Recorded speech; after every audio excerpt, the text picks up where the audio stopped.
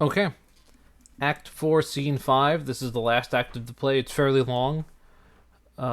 This is one of the more terrible scenes in the whole play, but also in all of Shakespeare. And this is the nurse, as you could see, approaching Juliet's bed to wake her up. And if everything went according to plan, what's supposed to happen? Juliet's supposed to be, quote-unquote, dead. So here we go. Mistress! What mistress? Juliet! Fast I warrant her she. Why, lamb? Why, lady? Fie, you slug-a-bed? Why, love, I say, madam, sweetheart. Why, bride? What, not a word? So, imagine that she's walking around the bedroom, maybe cleaning up, maybe opening windows, and Juliet's probably in one of those beds that has curtains around it, so she can't actually see Juliet. Or maybe she's not looking at Juliet, she's just looking around the room, opening curtains and things like that. And she's talking to Juliet, like, hoping to wake her up as she's doing things. And, of course, Juliet's not responding. Oh, you take your pennyworth now. Sleep for a week. For the next night, I warrant the County Paris has set up his rest, that you shall rest but little. Oh, God forgive me. So she also makes a dirty joke, as is the nurse's tradition. Well, you need to get all the rest you need, because tonight you will rest but little. Meaning you're going to be up all night with the county. Marry and amen. How sound is she asleep? I needs must wake her. Madam? Madam? Madam? I let the county take you in your bed. He'll fright you up in faith. Will it not be? And then, let the county take you in your bed. Oh, I'll call up Paris and he'll wake you up. Wink, wink, nudge, nudge. Also remember, 24 hours ago, at dawn, that's when Romeo was leaving because they had just consummated their marriage, and she had just gotten the news that she has to marry Paris. So there's a lot of probably internal drama going on with Juliet, and things happen very fast. Okay, now she's finally going to open the curtains for the bed. What, dressed and in your clothes and down again? I must needs wake you. Lady, lady! Lady?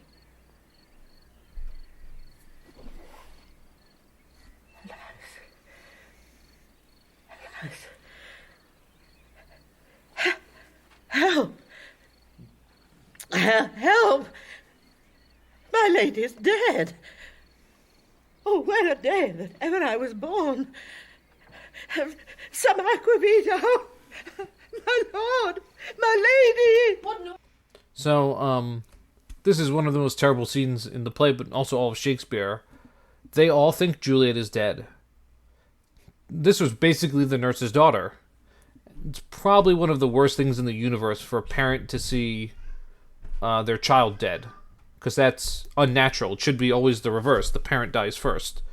Let's continue. Is it here? Oh, lamentable day. What is the matter? Look. Oh, heavy day. Oh, me, my child. My only life. Revive. Look up, or I will die with thee. Help. Call help. So yeah, just fancy ways of saying this is really sad. Lamentable day. Heavy means sad. What a sad day. And then the leading Capulet, revive, look up, or I will die with thee. If you don't wake up, I will die also, die of sorrow. For shame, bring Juliet forth, her lord is come. She's dead, deceased. She's dead, alack the day. Alack the day, she's dead. She's dead. She's dead. Huh? Let me see her. Oh, alas, she's cold. Her blood is settled and her joints are stiff. Life and these lips have long been separated. Death lies on her like an untimely frost. Upon the sweetest flower Oh, the field. When he says life and these lips have long been separated, that's a nice way of saying she's been dead for a long time. She's cold. Death lies on her like, so a simile, an untimely frost, a frost that shouldn't be there, upon the sweetest flower of all the field. She was the most beautiful flower of all the flowers in the garden, and she's the one that got the frost on her. Frost, and frost kills flowers, but also frost is like the winter, and the winter, in terms of like the life cycles and the season cycles, winter is death. Spring is birth, summer is like the height of life, fall is old age, and winter is death. Now, Capulet, Nurse, and Lady Capulet, besides Romeo, are the three people that love her the most. Now, that does not mean they've always been fair to her. That does not mean they've always been just with her. But they do legitimately love her. And this is really terrible and painful to see this happen. Lamentable day. Oh, woeful time. Death that had nights to make me wail ties up my tongue and will not let me speak. Death that's taken her ties up my tongue. I'm tongue-tied. That's a cliche. Will not let me speak. I can't say anything else. And then everyone else is going to enter. Friar Lawrence, Paris, the musicians for the party.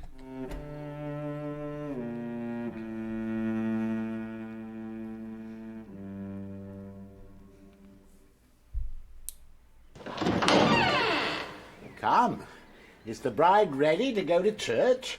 Now he's playing dumb. He knows that she's fake dead, but he's playing dumb, of course.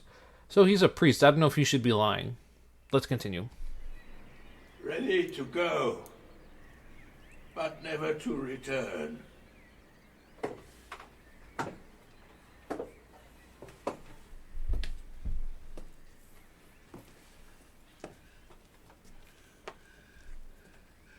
Oh, son, the night before thy wedding day hath death lain with thy wife. There she lies. Flower she was, deflowered by him. Death is my son-in-law, death is my heir. My daughter he hath wedded. I will die and leave him all, life, living, all is death. Okay. A whole bunch of, powerful, sad words here. And some of it's also a little weird. The night before your wedding day hath death lain with thy wife. Death has slept with your wife. She's dead. There she lies, flower as she was. She was like a flower, but she's been deflowered by him. That's a virginity line. Death is my son-in-law. Death is my heir. My daughter he hath wedded. I will die and leave all to him. Now, Capulet has no heirs. So, with Juliet, perhaps the Capulet name dies. But also, his DNA dies. He cannot pass it on any longer. And then Paris says, "Oh, Paris, have I thought long to see this morning's face? And doth it give me such a sight as this?" Accursed. So I've thought long to be married to Juliet, to have this day happen, and then this is what it gives me. Unhappy, wretched, hateful day. Most miserable hour that e'er time saw in lasting labour of his pilgrimage. But one poor and loving child, but one thing to rejoice and solace in, and cruel death hath catched it from my sight. So again, everyone's being sad, and Lady Capulet says something powerful. Most miserable hour that ever time saw. So personification. Time never saw a more miserable hour. Now that's true from her perspective, of course. Most lamentable day, most woeful day, that ever I did yet behold. And that's probably true. The most lamentable day that ever I beheld. That even though the nurse did have a daughter that died, it's probably an infant. Oh, day, oh, day, oh, day, oh. fateful day. Never was seen so black a day as this. Oh, Beguiled, divorced, wronged, spited, slain. Most detestable death, by thee beguiled, by cruel, cruel thee quite overthrown. O love, O life, not life, but love. Okay, shut up, Paris. No one cares. You didn't even know her. And he says, again, overly dramatic things. Most detestable death, by thee beguiled, and you were tricked by him. Cruel, blah, blah, blah. No one cares about you. Distressed, hated, martyred, killed. Uncomfortable time, why camest thou now to murder our solemnity? Oh, child, my soul, and not my child, dead art thou.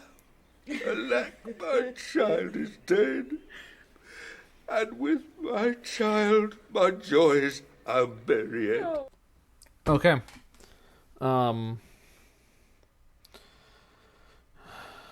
Why camest thou now? Time, this death, why did you come now? So a syntax.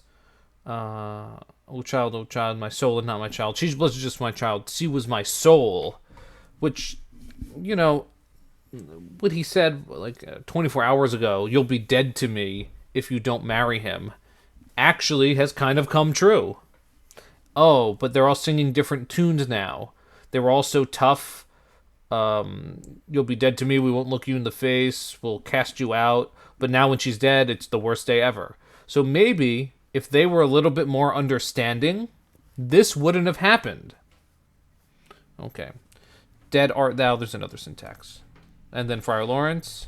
Peace, ho, for shame.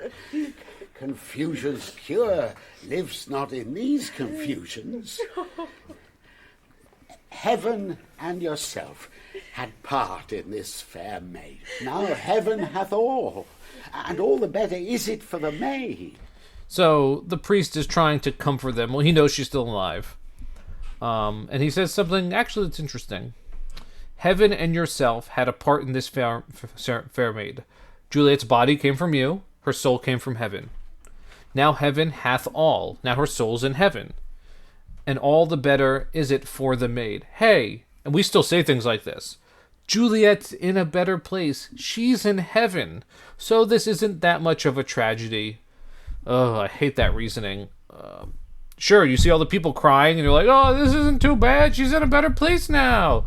Yeah, okay, sure, we believe that. Why not?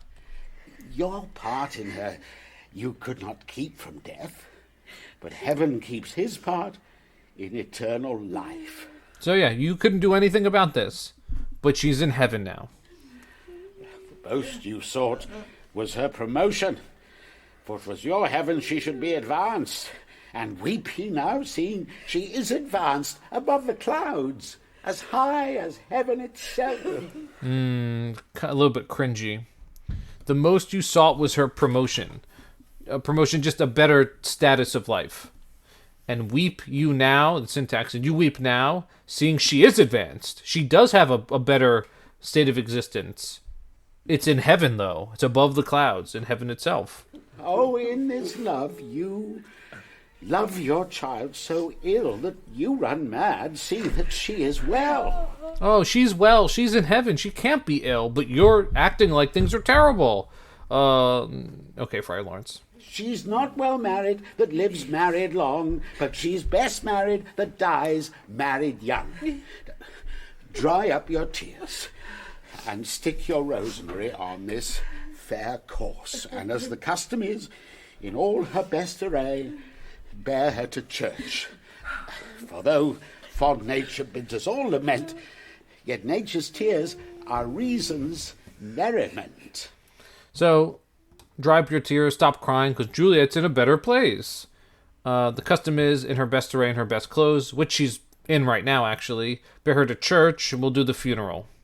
Then Capulet says, All things that we ordain at festival turn from their office to black funeral. our instruments to melancholy bells, our wedding cheer to a sad burial feast, our solemn hymns to sullen dirges change, our bridal flowers serve for a buried corse, and all things change them to the contrary.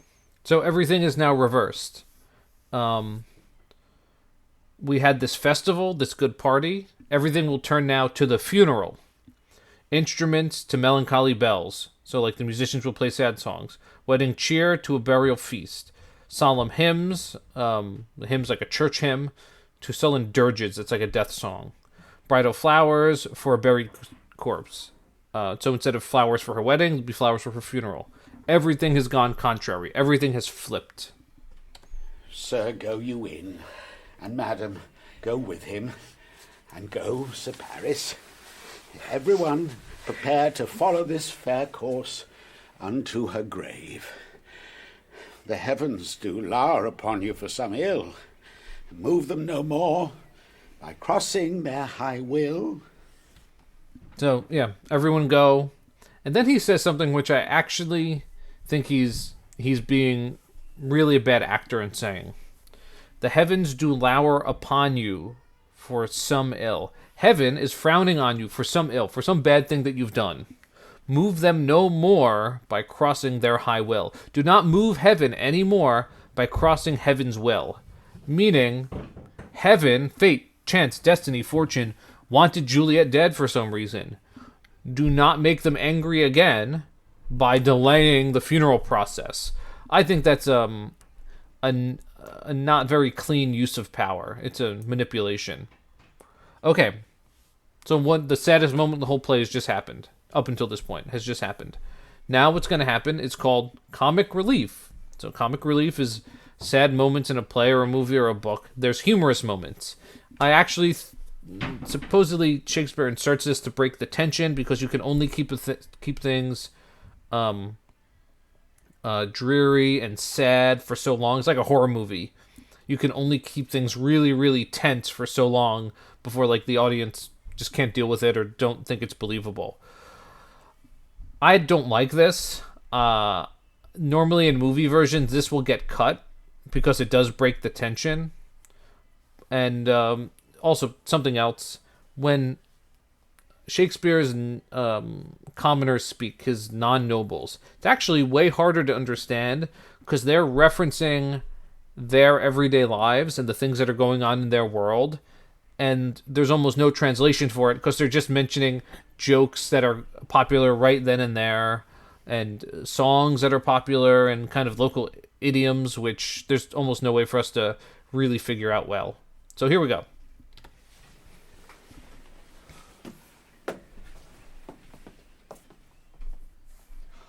Faith, we may put up our pipes and be gone. Honest good fellows. Put out. For well you know, this is a pitiful case. Aye. By my troth, the case may be amended. And that's a bad pun. This is a pitiful case. This is a pitiful situation. And the first musician is talking, saying, "Oh yeah, but this case may be amended." He means his own case, like the case for his instrument. Yeah, it's a bad pun. So, musicians, heartsies.